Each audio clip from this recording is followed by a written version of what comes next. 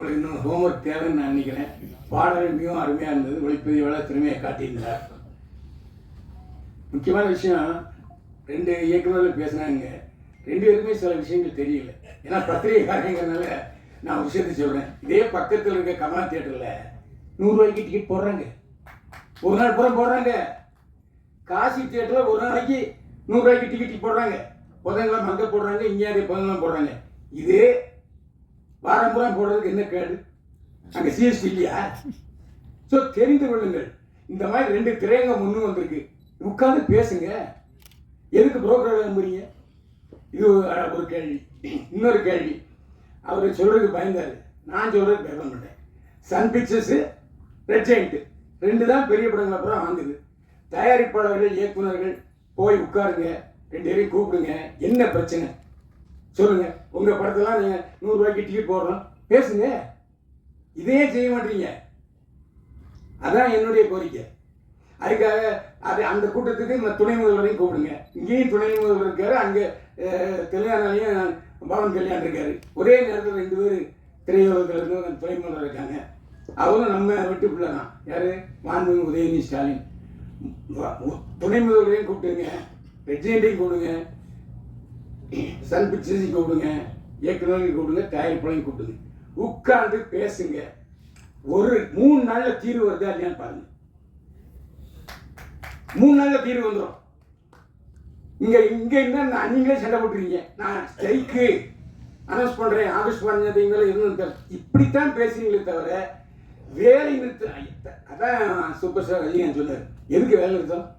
நான் நிறுத்தம் செய்ய மாட்டேன். வேலை நிறுத்தம் முடிச்சாரா இல்லையா ரஜினி? வேலை நிறுத்தங்கிற பேச்சே இங்கே வேண்டியதில்லை. படம் எடுக்க எல்லாரும் ரெடியாக இருக்காங்க. நீங்கள் பேச்சுவார்த்தைக்கு தயாரா? இதுதான் என்னுடைய கேள்வி. ஏன்னா நீங்கள்லாம் மேலோட்டம் பேசுகிறீங்க. நான் டிஸ்ட்ரிபியூட்டர்ஸ்ட்டு பேசுகிறேன், தியேட்டருக்காரங்கிட்ட பேசுகிறேன், தயாரிப்பாளர்கிட்ட பேசுகிறேன், நடிகர்கிட்டையும் பேசுகிறேன். நடிகர்களாக சம்பளம் துவைக்கிறாங்க. நீங்கள் தான் சம்பளம் துவைக்கிறீங்க. நான் பல நடிகர்கிட்ட பேசிட்டேன். நாங்கள் வைத்தவே இல்லை. நீங்கள் இப்போ கூட ரசிகர் சொன்னார், நான் 35 லட்சம் ரூபா சம்பளம் வாங்கிட்டு இருந்தேன். பிரியா படத்துக்கு தயாரிப்பாளர் கதையோசனை எடுத்த பஞ்சராசன் தான் சொன்னார், யோ எங்கேயா நீ, உனக்கு விவரம் தெரியாமல் நீ 35 வாங்கிட்டு இருக்க, 1,10,000 சம்பளையா? அவர் வாங்கிட்டு இருந்தது 35,000 வாங்கிட்டு இருக்காரு. 1 லட்ச ரூபா கொடுத்தாரு முதல்ல பிரியா. இது ரஜினிகாந்தே சொல்றாரு. அப்போ நீங்க தான் சம்பளத்தை ஏற்றுறீங்க. போட்டி போட்டு 4 பேர் போறீங்க, ஏற்றுறாங்க. டிமாண்ட் இருக்கும்போது விற்க தானே செய்வாங்க. அதுக்கே நடிகர்களை போக சொல்றீங்க. இந்த 2 பேர் சிம்புவும் தனுஷும் பேசிய வார்த்தைக்கு படம் தேடிக்கிறாங்க இல்லையா? எந்த பிரச்சனையும் பேச்சுவார்த்தையெல்லாம் தீர்க்க முடியுமா தவிர இதுல இருந்து நான் ஸ்ட்ரைக் பண்ண போறேன், அது பண்ண போறேன்னு சொன்னா சொல்லாதீங்க. இன்னொன்று, யூடியூபர்கள் இந்த காலத்துலையும் என்னை பொறுத்த வரைக்கும் நான் உண்மையை தான் பேசுவேன். நல்லா இருக்கேன், நல்லா இருக்கு, நல்லா இல்லை, தேட்டருக்கு போகாதேன்னு சொல்லியிருக்கேன். எந்த யூடியூபர் சமாளித்து விமர்சனம் பண்ணுறாங்க?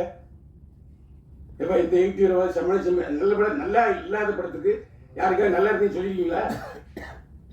அந்த குற்றச்சாட்டை வாபஸ் வாங்கிங்க. நீங்கள் நடித்த படமே வெளிவரல, அதுவும் எங்களுக்கு தெரியும். ஆனால் இப்போ தான் நான் மௌன் காட்டுறேன்னு சொல்கிறீங்க. நாங்களாம் இருக்கோம்யா. நீங்கள் கதாநாயகன் நடித்த படம் வந்துச்சா? யார்கிட்ட கதை விடுறீங்க? இதெல்லாம் என்கிட்ட வேண்டாம். என்ன பண்ண, நான் இன்னைக்கு 73 வயசாச்சு. 52 வயசு இதிலே தான் கழிச்சிருக்கேன். இதில் வேற ஜெயலலிதாவோட பயணிச்சிருக்கேன், எம்ஜிஆரோட பயணிச்சிருக்கேன். இப்போ நீங்க உங்களுக்கும் அரசுக்கும் ஒரு கேப் ஆகி போச்சு. அந்த இடைவெளியை நிரப்புங்க. நீங்க ஏன் போய் பேச மாட்டீங்க? நீ கூப்பிட்டு வர மாட்டாங்களா? நாளைக்கே தயாரிப்பாளர் சங்கம், இயக்குநர் சங்கம், விநியோக சங்கம், லொட்டு லூசுக்கு எல்லாம் போய் நீங்க கூப்பிடுங்க. உதயநிதி சார், மாண்புமிகு உதயநிதி சார் வரமாட்டேன்னு சொல்லுவாரா? இதானங்க ஒரு பிறந்த விடுது. அவருக்கு இன்னைக்கு துணை முதல்வர் பதவி கிடைச்சிட்டுனாலே அவர் நடிகருங்கிறனால தான். இல்லை நான் யாராச்சும் சொல்லுங்க பார்ப்போம். எல்லா அவருடைய தேர்தல் 2 தேர்தலையும் அவர் தான் தனியாளாக போய் திமுக பிரச்சாரம் பண்ணார். அதனால தான் அவருக்கு இந்த பதவி. இன்னைக்கும் உதயநிதி ஸ்டாலின் மக்களுக்கு தெரியுது, துணை முதல்வராக தெரியாது, நடிகராக தான் தெரியும். அந்த அளவுக்கு தாய் வீடு இருக்கு. நீங்கள் பேசுறது கூச்சப்படுறீங்க. நடப்பு தயாரிப்பாளர் சங்கம், கில்டு, லொட்டு லொசுக்கு இதெல்லாம் வேண்டாம். எல்லாரும் ஒருங்கிணைத்து ஒரே பொருளாக நான் சொன்னது, கமலா தியேட்டர்லையும் காசி தியேட்டர்லையும் 100 ரூபா டிக்கெட்டு அன்னைக்கு ஃபுல்லாகுது. 4 ஷோ போடுறாங்க, 4 ஷோ ஃபுல்லாகுது. அப்போ என்ன அர்த்தம்? ஒரு 2 தியேட்டருக்காரங்க லீட் எடுத்து செய்கிறாங்க இல்லையா? அதே மாதிரி 100 ரூபாங்கிற 150 ரூபா எம்ஜிஆர் நான் அடிக்கடி சொல்கிறேன், அதாவது சஃபைரு, அப்புறம் கேசினோ, இன்னும் 5-6 தேட்டரில் இங்கிலீஷ் படம் தான் போட்டே இருந்தாங்க. அப்போது முக்தா சீனிவாசன் தான் தயாரிப்பாளர் சங்க தலைவர். நேராக போனார் முதல்வர் எம்ஜிஆர், இந்த மாதிரி உடனே அவர் போட்டார். ஒரு வருஷத்துக்கு 3 மாதம் தமிழ் படம் எல்லா தியேட்டர்லையும் திரையிடம் ஜீவோ போட்டார். அதுக்கப்புறம் தான் சஃபேரில் பில்லா ரிலீஸ் ஆச்சு. இந்த மாதிரி அரசுக்கும் நம்ம திரைப்பட தொழிலுக்கும் ஒரு அணுக்கமான நுணுக்கமான தொடர்பு இருக்கணும். இருந்தால் நிச்சயமா அந்த காலத்தில் 7 படம் வந்து 7 படம் ஓடலையா? நீங்கள் தான் சொன்னீங்க 7 படம் ஓடிச்சுன்னு. 7 படம் தான் தியேட்டர் இருந்தது இல்லை. எனக்கு தெரிஞ்சு ஒரே நாளில் தீபாவளியில் 4 படம் பார்த்துருக்கேன். பிரச்சனை எம்ஜிஆர், நடிகர் சிவாஜி கணேசன், ஜெய்சங்கர், முத்துராமன் 4 படம் பார்த்துருக்கேன் ஒரே நாளில் 4 ஷோ. அப்படிலாம் பார்க்கறதுக்கு ஜனங்க இருக்காங்க. என்ன நீங்கள் சொன்ன மாதிரி எல்லா கேவலம் 360 ரூபா கொடுத்து ஒரு இந்த ஸ்நாக்ஸ் வாங்கினா ஒரு நேரம் சோறை பார்த்து அந்த அளவுக்கு விலை 250 ரூபா 300 ரூபா. அதெல்லாம் நீங்கள் தியேட்டருக்காரனுக்கு உட்காந்து இதெல்லாம் குறைங்கப்பா, இதெல்லாம் அதிகம், அவங்க செலவாகுதுன்னாங்க. நான் தான் திரும்ப சொல்கிறேன், காசி தியேட்டர்லையும் கமலா தியேட்டர்லையும் 100 ரூபாய்க்கு போடுவதற்கு தயாராக இருக்கும் பொழுது 150 ரூபா அங்கே தயாராக இருக்க மாட்டாங்களா? சரி வேண்டாம், பெரிய படங்கள் வரும்போது போட்டுங்கப்பா. மீதி ஒரு வருஷத்துக்கு எத்தனை பெரிய படங்கள் வருது? 10 வருமா? அதுக்கு மட்டும் விட்டுங்க. மற்றதை பூரா நீங்கள் வந்து இந்த பாதி செல்லக்குட்டி படுறது கொடுங்கன்னு கேளுங்க. தேட்டருக்காரன் மாட்டேன்னு சொல்லுவாங்களா, இல்லாட்டி விநியோகஸ்தர் மாட்டேன்பாங்களா, இல்லை அரசாங்கம் மாட்டேன்னு சொல்லுவாங்களா? அதுவும் ஜிஎஸ்டி இருக்கு இல்லையா? 100 ரூபா டிக்கெட்டில் ஜிஎஸ்டி இருக்கு, இல்லாமல் இல்லை. ரேஷியோ குறைவு, அவ்வளோதான். அதனால நாம் உட்காந்துக்கிட்டு நாங்கள் தயாரிப்பாளர் சங்கம், நாங்கள் ஒரு ரூட்டில் போவோம், தயாரிப்பாளர் சங்கம் அவங்க ஒரு ரூட்டில் போவாங்க, சின்ன தயாரிப்பாளர் சங்கம் அவங்க ஒரு ரூட்டில் போவாங்கன்னா புரோக்கர்கள் தான் வாழ்வார்கள். நான் தான் சொல்கிறேன், இன்னைக்கு ரெட் ஜெயண்ட்டு மற்ற சன் பிக்சர்ஸ் இல்லைன்னா உடனே ஒரு 10-100 தேட்டர் கிடைக்குமா? புரோக்கர் தான் தேடி போகிறீங்க. ஏன் அவங்க நேரடியாக தேட்டருக்காரன்ட்டவங்களோட பேசுறதுக்கு வசதி இல்லையா? அதுக்கு ஒரு அமைப்பை அமைங்க. தேட்டர் அதிகாரிகளும் பேசுவதற்கு ஒரு அமைப்பை நீங்களே அமைங்க. யார் மாட்டேன்னு சொல்லுவாங்களா? இன்னைக்கு அவங்க உட்காந்துட்டு ப்ரெஸ் மீட் பண்ணுறாங்க, எங்களுக்கு பத்தலை, இன்னும் ஏற்றி கொடுன்னு. எங்கே போய் இப்போ ஏற்றி கொடுக்குறது? ஒரு பத்திரிகையாளனுங்கிற முறையில் இவ்வளோ நாள் இருந்ததில் என்னுடைய அறிவுரைகளை சொன்னேன். ஏன்னா என்ன காரணம்னா, சில விஷயங்கள் தெரியாமல் இருக்காங்க.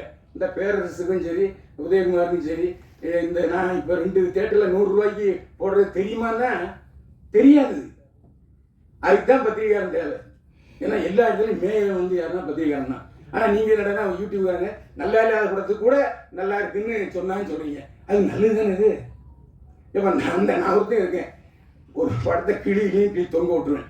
இன்னும் ஒரு 4 பேர் போயிருக்காங்க, பார்த்தோன்னே அண்ணே வணக்கண்ணே பார்த்துண்ணே அப்படிம்பாங்க. அப்படிப்பட்ட சூழ்நிலை யூடியூபர்கள் இன்னைக்கு எல்லா படத்தையும் பாராட்டி எழுதுறாங்கன்னா உற்சாகப்படுத்துங்க. நீ ஏன் நல்ல படத்துக்கு இல்லை ஒரு தடவை பார்க்கலாம்னு சொல்லிட்டு அந்த விமர்சனத்தை வைக்காதீங்க. தயவு செஞ்சு பத்திரிகைக்காரங்க எல்லாருக்கும் தெரியும் எப்படி விமர்சனம் எழுதுறது, எப்படி விளம்பரம் வாங்குறது, எப்படி ப்ராஜெக்ட் பண்ணுறதுன்னு தெரியும். அதனால் நீங்கள் தயவு செஞ்சு உங்கள் சினிமாவில் நல்ல படம் எடுங்க. ஓடுற படம் ஓடாத படம் 2 தானே. இன்னைக்கு ஓடிடிங்கிற ஒரு தளம் இருக்குது. அந்த ஓடிடி தளத்தில் பேசுங்க. ஓடிடி தளம் 4 தளம் இருக்கு இல்லையா, அவங்ககிட்ட பேசுங்க. முன்னாலேயாச்சும் சென்னை தமிழ்நாடு ரிலீஸு இல்லைன்னா சிலோன் ரிலீஸு. சிலோன் தான் விற்பனை, அவ்வளோ விற்பனை. எம்ஜிஆர் படம் சிவாஜி படமும் சிலோன் தான் 100 நாள் ஓடும். ஓடிடி தளம் இப்போ திடீர்னு ஸ்ட்ரைக் பண்ணுறான், மாட்டேங்கிறான், அவன் இப்போ சிவப்புடி காமிச்சிட்டான்.